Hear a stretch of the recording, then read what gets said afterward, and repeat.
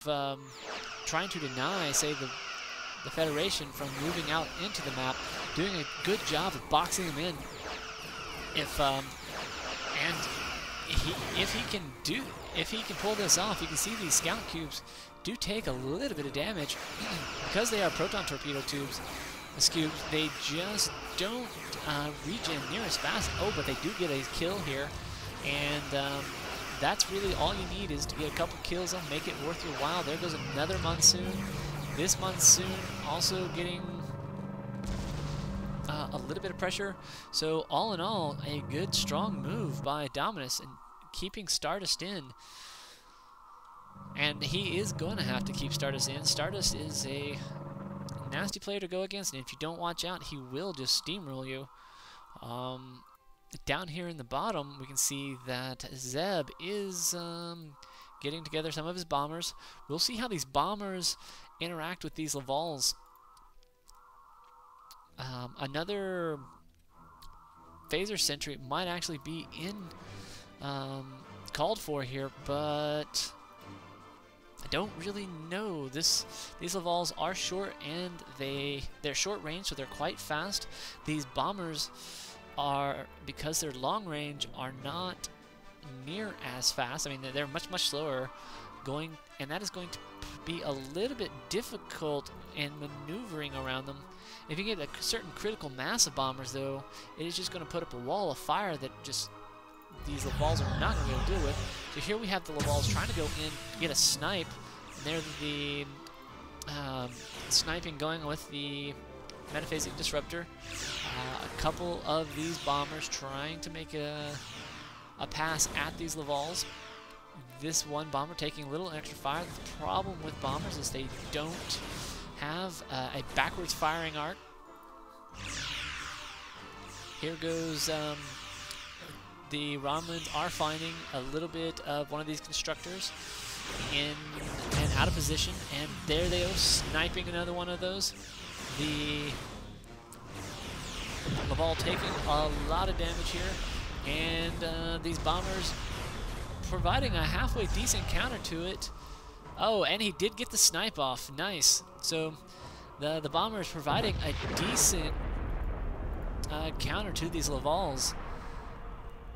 In the meantime, though, the Romulans, Dexter, really trying to keep his moving into Griffins, hopefully to get some of those, to get Sensor Jammer off. We should see that researched here shortly, and there it is. He's also managed to expand. He's got 2/3 of his mining up. That's a good 80% of the mining rates that you can get off of these guys, and I just made that number up, so don't quote me. Here we see that the Federation, Stardust, trying to move in on Dominus, looking to do a good, and is able to pressure these guys a little bit. They are falling back. These resource assimilators are relatively quick for mining ships. The Intrepids here with their special, giving them a little bit of extra artillery range on their firepower, and kind of a blasé warp bin pull here. These Excelsiors, long range, but kind of slow. The name of the game in 311 is generally these short ships. And oh my god, here Dominus has a sphere up, and it's a regen prime sphere. That is going to shut down this Federation fleet. It is actually going to be able to hunt down these Excelsiors. Don't know what he's doing. Oh, a little bit of just flirt back with some firepower, try to push back a little bit, not letting them get too far in. But this early sphere is going to provide a lot of pressure on Stardust here now to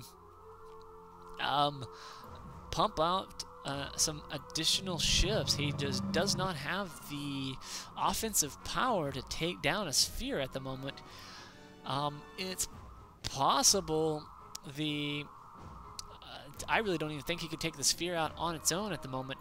With only 4 Intrepids, a Monsoon, a pair of these, and an Ambassador, the Borg are going to just eat this fleet up unless he just has amazing micro here that I don't know. In the meantime, we can see down here that the Romulan's trying to move in, trying to do a little bit of extra stuff. The trying to take down the phaser sentry, and these Griffin classes hanging out, waiting, just waiting, don't know what they're doing. So in the meantime, here we're back up into the Federation and the Borg. Borg are able to take out an Excelsior. That's going to end up causing a little bit of pain. The only thing here that's working in Stardust's favor is these are not these smaller ships. He should be able to get a couple kills every now and again. And as long as he keeps repairing, he should be fine. This one Monsoon taking just a little bit too much extra damage. You can see that Dominus doing an excellent job of just right on the edge, microing his ships away, keeping anything that has firepower out there, and anything that is a little bit damaged, keeping it back. And you can see that every one of these engaging ships is in full health, and that the other ones are actually just right in the background, not too far away. If he actually does need to pull them in, they are there. So if it's sort of an all-in or nothing, they're handy. So we can see Dexter still doing a good job scouting across the board here. I don't know what these Griffins are hanging out here, not doing a whole lot. And two pairs of Lavals coming, and here's a fifth. But maybe we should expect to see some frigates out here shortly, and there are the generics. He's finding that there goes a warp in for Stardust. But here we have these bombers, Zebh, moving these bombers away. Not exactly sure what they're moving away from. Maybe going to help a little bit. But let's see, is he still producing? He is still producing, but only on one. These Lavals moving up. There's 5 of them, looking to bypass all of these bombers. Though it's a little bit risky, it's not too bad of a risk. And so here, there's a possibility that, well, no, I thought it was going to bypass this, go check the natural expansion, but he does not appear to be doing it. He's seeming to just bypass everything at the moment. Oh, and he's going to go down here to the Tri-Moon, possibly do some sniping on the something here, possibly snipe on the supply. And here we go. There, Metaphasic Disruptor just burning down one of those, and that's a pure Romulan play there. Just come in, get out. We're gonna go back up to the top where the Federation have re-engaged the Borg, and they are laying down some heavy artillery fire with those Intrepid specials, and that Ambassador class doing a good job of just sort of tanking. The Stardust not out of this game yet, but Dominus fielding another sphere, also a prime regen sphere. The Federation are feeling a little bit boxed in. Thank God they have the warp in order to bring stuff in. Otherwise, they're just not going to be able to do anything. But you can see over here in the left-hand corner that Stardust does have a second Star Yard. So he is able to double produce, and that's pretty much the only thing that's keeping him up with the Borg. The Borg are going to get here a critical mass when they have about 3 spheres, and we should expect that one out here very shortly. You can see that Dominus has not gone into tech yet. He's pretty much relying solely on numbers. So he's going to be waiting out here a little bit, and the Federation are moving out.